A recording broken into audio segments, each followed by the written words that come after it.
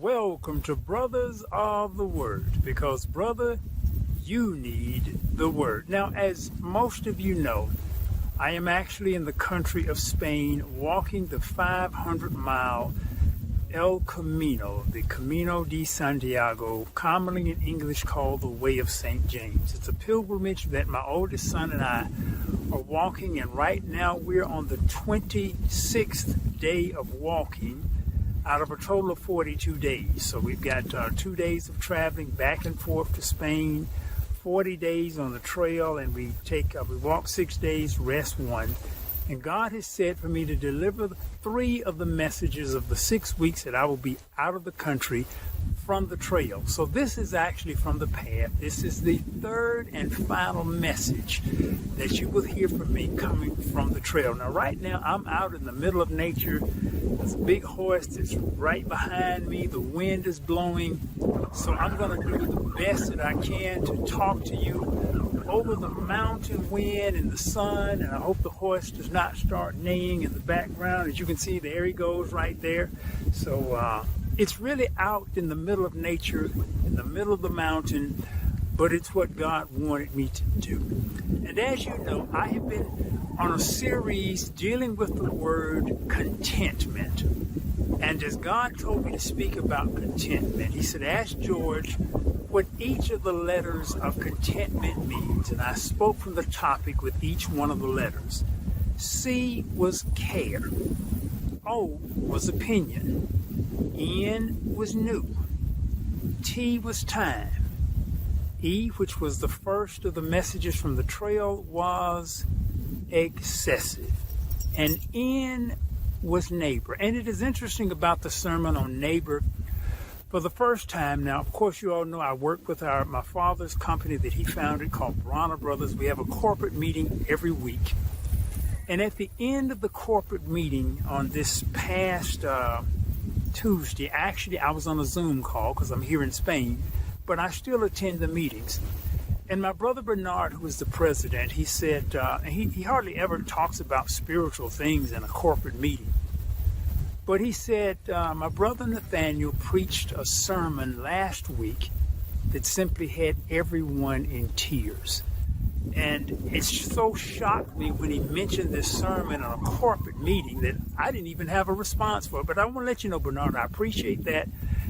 And I want to let you know, as my brother, I love you. So it was just something that sometimes you never know the impact that a sermon has. It's the first time he's ever mentioned any sermon I've ever preached in a corporate meeting setting. But yeah, he said it had everybody in tears. And I don't know about everybody in tears, but maybe it had him in tears. So it's sometimes an impact that's just for specific people or for a specific purpose. So I believe today's sermon will have an impact for maybe, if not everybody, at least one. And that's all I ask, is that it impacts one person. When Jesus went to the pool of Bethesda, all of those people on those 3 porches, he healed one man and left. So sometimes God's purpose is for one person, and it's that one person. And if that person can be impacted, I have done what God has wanted me to do. So the last message was on neighbor, and to love thy neighbor as thyself. And Jesus says this was the 2nd commandment. But on this next letter of the word contentment, it is the letter T. And what George spoke for the letter T is the word totality. Now, that's not a common word, and as a matter of fact, I kind of had to look it up. I kind of knew what it meant, but some of his words are so deep, I have to kind of look it up just to make sure. But totality represents everything. And what I spoke about on the last message was the 2nd commandment, that thou shalt love thy neighbor as thyself. And what I want to talk to you about this week is the 1st commandment. And the 1st commandment of what Jesus says, he says, thou shalt love the Lord thy God with all thy heart, with all thy soul, and with all thy mind. Basically, you should love God with everything you've got, with totality. And this is something that is not easy to do, just like it is not easy to love your neighbor as yourself. Neither one of those commands is easy. And I know some of you are saying, well, sure, it's easy to love God. No, it is not. It is not easy to love God with all of your heart, with all of your soul, and with all of your mind. And this, again, just like loving your neighbor as yourself, it did not come from Jesus. This came from God, and it came from God in the Old Testament, in the book of Deuteronomy, chapter 6. And I want to just read you some of these verses. In the book of Deuteronomy, chapter 6, beginning with the 4th verse. Hear, O Israel, the Lord our God, the Lord is one. Love the Lord your God with all your heart, and with all your soul, and with all your strength. These commandments that I give you today are to be on your hearts. Impress them on your children. Talk about them when you sit at home, and when you walk along the road, and when you lie down, and when you get up. Tie them as symbols on your hands and bind them on your foreheads. Write them on the door frames of your houses and on your gates. When the Lord your God brings you into the land he swore to your fathers, to Abraham, Isaac, and Jacob, to give you, a land with large flourishing cities you did not build, houses filled with all kinds of good things you did not provide, wells you did not dig, and vineyards and other groves you did not plant. Then when you eat and are satisfied, be careful that you do not forget the Lord who brought you out of Egypt, out of the land of slavery. Now, and it goes on. Chapter 6 is a chapter you should read in Deuteronomy, and it talks about how you should love the Lord your God with all of your heart, with all of your soul, and the King James Version says with all of your strength. Jesus changed it a little bit in the New Testament, with all of your mind. But basically, it's just everything. Heart, soul, mind, strength. Love God with everything. And that is simply not easy to do. And God says the same as Jesus says. He said, look, if you love me, keep my commandments. If you love me, keep my commandments. And here God, right as he gets through with bringing this about loving him with everything you got, then he goes back. Look, he said, don't just keep my commandments, talk about them.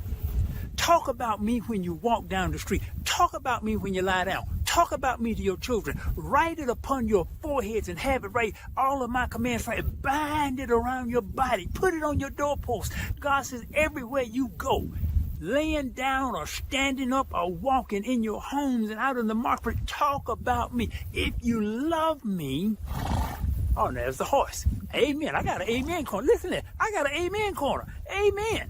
Nature itself is, if you love me, keep my commandments. Now, I have been blessed on the road by watching the live stream of brothersoftheword.com. And I must admit, as I watched the Thursday stream, now the Thursday stream comes on at 7 p.m. in Atlanta, but 7 p.m. in Atlanta is 1 a.m. here in Spain. So I was a little sleepy, but I was watching See Elijah, and See Elijah is on this series called Uncommon Favor. And he talked about Daniel, and he talked about how when the king came out with this decree from the people who were jealous of Daniel and trying to destroy Daniel, and they passed a decree that says anybody who prays to anybody other than the king must die. And Daniel, when he heard that decree, he went right ahead and prayed. I want to ask you right now, if there were a situation where the government, and remember the king, this was the government, if there was a situation where the government said, if you went to church, we will come in and kill you. Now this is not out of what I would call the realm of possibility, Because when you look at other countries, when you look at some of the countries where other religions have major strongholds and how many Christians they kill. I was in Nigeria a few years ago, and when you walk into a Nigerian church, oh, it's like going to a military post. They got folks standing outside with assault rifles and everything. They put the metal detector in the mirrors under your car when you're driving, because they come in and they kill people in church. And there have been thousands just in the past few years who have been killed in church. So it's not far-fetched that to profess Christianity in some, if you walk in a church, you walk in with the risk of death. And here is what the king says. Here is what the government says. If you pray, if you worship to anybody else except the king, you will die. And when Daniel heard that, he went right ahead and prayed. And see, that thing convicted me when I heard Elijah say that. You know why it convicted me? Because I'm here. Now, I'm doing what God told me to do. I'm walking where God told me to walk. But I had slacked up on my prayer. And the reason I had slacked on my prayer, by the time I got through walking 20 miles in a day, I'm going to be honest with you, I didn't feel like praying. I was tired. My body was aching. I went to bed and I went to sleep. And then by the time it was time to get up, both my son and I, we were sleepy. So by the time I just didn't feel like getting up and praying. I'll be honest with you. And I don't know whether my son was up praying, but to be honest about it, I doubt it. I don't think he was praying, because I heard him snoring. So I don't think he was praying. So here we were, knowing that God has sent us on the mission, knowing God has told me to spend an hour in prayer with him every day. And I was doing what God told me to do because I was doing one thing, I had forgotten the other. And it wasn't until I heard Elijah talk about Daniel that I was convicted. And I said, if I love God with everything, why am I not up in the morning and in the night praying like God told me to do? It's so easy, people, for us to let stuff throw us off from what God has told us to do. So I heard Elijah speak that. And then I prayed with my son George on certain mornings, and I was praying with him at 5 a.m. in the morning. And 5 a.m. in the morning there in Atlanta is actually 11 a.m. in the morning here in Spain. So I was on the phone with him at 11 a.m. and I was walking and I was telling him that the prior day God had just told me. He said, don't post anything today. All I want you to do is contemplate on me. So as I was walking that day, all I was doing was contemplating on God, and I was looking at the trees and the mountains and the birds and the animals and the streams and everything, and I could see God in just everything. And I was telling my son George, I said, oh, it's so beautiful. I can just see the creation, and I can see what God's hand has done as I contemplate on all of the things God has made. And then George told me something real deep. He said, you're not supposed to praise and worship the creation. You need to focus on the creator. I was, whoa, I had to admit, I said, maybe he shouldn't have told his daddy that, but the point is, I recognized and I understood the truth of it. And God told me he told me to contemplate him. And I wasn't contemplating him, I was contemplating the stuff he created. And that's sometimes the way we are. Sometimes God can bless us so much. We go to focusing on the blessing and not the blessor. Love the Lord thy God with all of your heart, with all of your soul, and with all of your mind or strength. There go the horse again. There go the horse again. There go the horse again. See, even from nature, it's getting an amen even from nature itself. And we've gotten away from loving God with everything we have. We're focused on God, bless me with just more stuff. Give me more stuff. Lord, give me more power, more possessions, more prestige. Give me more stuff. And we've gotten away from focusing on God. We're focusing on the creation and not the creator. George was just as right as he could be. And then I heard Jamie on Sunday, and Youth Sundays. Jamie preached, and she basically talked about obedience. And obedience and the time gap even when you're obedient, God does not always deliver what he's promised you in your timing. And I've got so much stuff God has promised me, and I'm like all of the rest of the folk in the Bible asking, Lord, when is this thing coming to pass? When is your word coming to pass? You promised me all this stuff, Lord. When is this thing coming? When is this thing coming? When is this thing? You understand? And I'm the same way, so I understand. I understand how Abraham was when he was 100 years old and the promised child had still not showed up. When is this child coming? When is this blessing coming? When is this coming that you have promised me? I understand that. But so many of us, we leave the path of obedience because it is delayed in our timing. And as a result, we stop being obedient. And we think God is just going to pour all this stuff on us and we do nothing. That's never been the way it was in the Bible.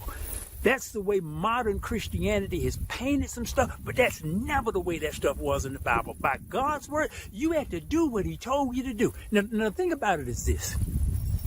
God is a God full of love, but God can be tough. God can just be rough. But when you look at it, God is oh so merciful. And I see it with my son and I. And even if my son makes an error, do you know how much mercy a daddy has on a son? It's the same as God, except God's is just multiplied. We mess up over and over and over and over again. I have so many deviations of doing stuff I know I have no business doing. I know I have no business doing this stuff. And you do too. Don't be looking at me funny. You do too. Don't look at me like, oh, Pastor, that's just a shame. You do too. There's some stuff you're doing right now you know you have no business doing whatsoever.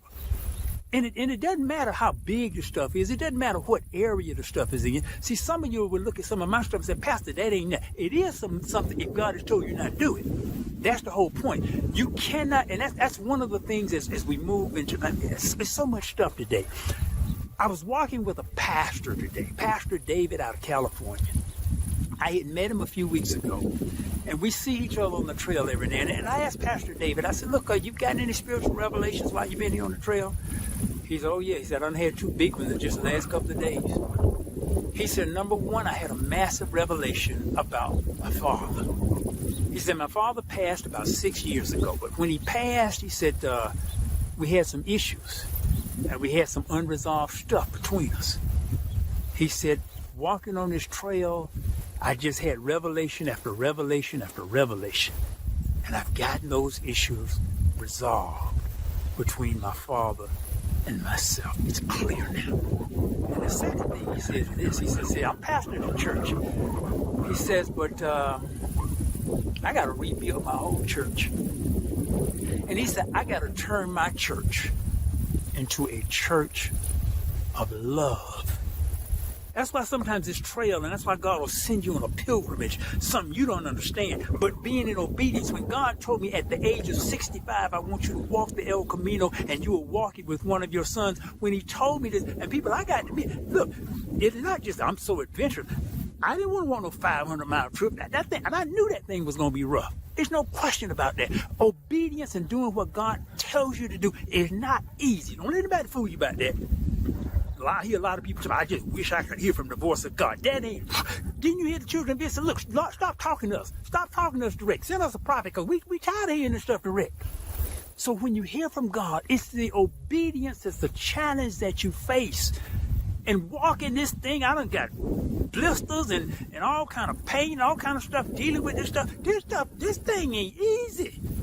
And my son, he's been with me, he's been right, but he'll tell you right off the bat, this thing ain't easy. That first day, both of us was almost laid out. He about 3 or 4 hours into the trail, he started having cramps. He was laying over in the bushes, all on the road, grabbing his leg, all kind of stuff. Well, just because God tells you to do something, that does not mean it's going to be easy. Sometimes when God tells you to do something, that thing is going to be a trip through the wilderness. It's just like with Daniel, that thing is going to put you in the lion's den. But I can tell you this, whenever you are obedient and whenever you do what God tells you to do, even if it's a mountain, even if it's a wilderness, even if it is death itself, there's a blessing on the other side of the throat. Always with God, there's a blessing. And sometimes we can't endure for the blessing because we just cannot handle the bumps. We can't handle the strain. We can't handle the deprivation. It's just the physical body is sometimes the easiest thing to just illustrate. And I had the biggest problem with sweets. I really do. I have a chance. Don't y'all ever bring me any sweets. Don't bring me no cake. Don't bring me no pie. Don't bring me no cookies. Don't bring me any of that stuff. Because I got enough problem with that stuff on my own. I really do. So I have a real issue with this. And they got all kind of pastries in every shop I go in. It's right near the place we're staying. They got some cake in there. Oh, that cake looks so good. Ooh, it looks so. And I know I don't need food with that cake. And I don't need anybody. I don't need a booming voice from God. God already told me, boy, them sweets are gonna be bad for you. He already told me that. There go the horse again. See, God already told y'all some stuff too. He already told you that. You don't need to hear that from a prophet. Some of y'all want to go in and let me hear some prophet. You don't need any more prophecy. You done heard all you need to hear. You need to do what God has already told you to do. Love the Lord thy God with all thy heart, with all thy soul, with all thy mind, and with all thy strength. If you love me, keep my commandments. If you love me, keep my commandments. Do what I have told you to do. And then I heard Joseph right after Jamie. And he talked about how the world has told us to follow our hearts. And I've even told a lot of, I posted that on one of my Coach Bronner's, how look, young folk don't need to just follow their hearts, because most of the hearts, when you really look at it in terms of profession, what they want to do is all in entertainment and sports. 80% of the people who have expressed a passion, or basically what their hearts want to do, is in entertainment and sports. Only 2% of the jobs are there. So if 80% of the hearts are there and 2% of the jobs are there, it's a problem. So no, you don't need to do you need to do what makes some sense, not just what your heart tell you to do, because I'm going to tell you the truth. And Joseph talked about this. The heart is full of deceit. My heart want to go down and get some of that cake. There ain't no question about that. To be honest about it, people, I want 2 pieces. And they're big pieces. But to be very honest about it, I don't hope nobody hear me say this. I want 2 pieces. And that's where we are. See, the heart wants stuff that God has told us not to touch. He's told us don't tread this path, don't walk this way. The heart has told us some stuff that God doesn't want us to do. And that's why he begins. Love the Lord thy God with all of your heart. With all of your heart. Then with all of your soul. And then with all of your mind. And with all of your strength. And if you do that, it begins to change your whole world, and it begins to move you in directions, and you'll end up so blessed. And this is a part of contentment. When you follow what God has told you to do, there's a peace, there's a joy. Even in the midst of pain, I have been so joyous on this trip. And I can just see the benefits, and I still got another week to go. And already the revelations that have come from it. And I'm going to be so appreciative. Sometimes God will have to send you through lack so you can appreciate what you got. Well, I mean, there's so many things on this trip I'm going to appreciate when I get back. First of all, I haven't been able to get any vegetables to eat. They got good food, but there's just no vegetables. There's no vegetables. The only vegetable they got is white asparagus, and that got no taste to it. There's no vegetables. I can't get any broccoli. I can't get any spinach. I can't get any string beans. I can't get any squash. I can go right down the list. There are no vegetables. They don't have anything but meat, cheese, eggs, and bread. That's all. They got plenty of meat. They got plenty of meat, but there are no vegetables. So when I get back to the U.S., I am going to be so appreciative of my vegetables. We're staying right near this Albuquerque, and I have to use my microfiber towel, which feels like a rubber sheet. I am so thankful when I get to a hotel and it's got a regular fluffy towel. Now y'all said, Pastor, what they got to do with just a towel? I'm so thankful for just a towel. Just to be able to dry off with a fluffy towel instead of a rubber sheet. I am so thankful for that. There's so many other things that I am thankful for that I would not have been thankful for until I missed the thing. I am so thankful. We're sleeping right now. I'm in a room with 10 other folk. And some of them folks be snoring in the middle of the night. I'm so thankful when I get back to and I can sleep with no snoring and no noise. It's just such a blessing. And sometimes you don't appreciate, you don't understand it until you've been without. And God will have to send you through some things for purposes that you may not even understand. But when you are obedient, there is a blessing. There is a blessing. And Pastor James talked about the road less traveled. I can tell you, obedience to God and loving God with all of your heart, soul, and mind is a road less traveled. But that's the way the path to heaven is. Narrow is the way that leadeth unto life, and few there be that even find it. But broad is the way that leadeth unto destruction, and many thereof shall enter.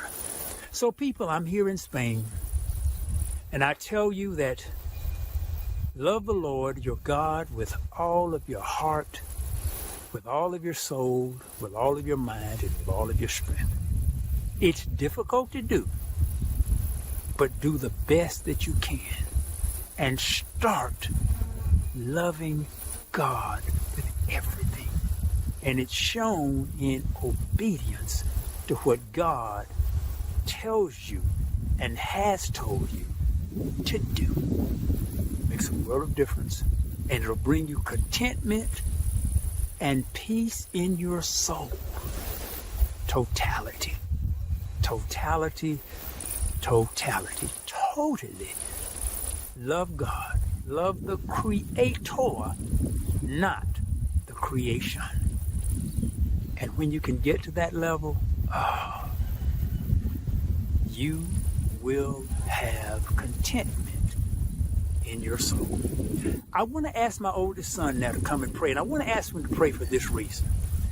When he prays, he always has a closing statement. And you pray what you want to pray, Nate, on your prayer, but with your closing statement, I want you to pray your standard closing that I hear you every time you pray. I want you to listen to what he says as his final prayer. Make it real quick, because I only got about 30 seconds left. So come on around real quick, and I want you to pray and let the people hear how you close out every one of your prayers. Nathaniel Hawthorne Plana III. Here he is. Go ahead, just start talking. Everybody, just bow your heads. Dear Heavenly Father, I thank you for this day. I thank you for this wonderful message, and I hope it was well received by everybody in attendance today, dear God, and online. And I just ask that you will continue to bless all of our lives, continue to let us be thankful and to see you in everything, dear God, and not to see the object or the situation for what it is, dear God, and to see your hand in it and your blessing, and that it all comes from you, dear God. And I just ask for your continued grace, mercy, and love in all of our lives, and I just thank you for all that you do, dear God. And I love you with all my heart, mind, body, spirit, and soul. In the name of Jesus we pray, amen. That's the way he closes every prayer. I love you with all of our heart, mind, body, spirit, and soul. Be blessed.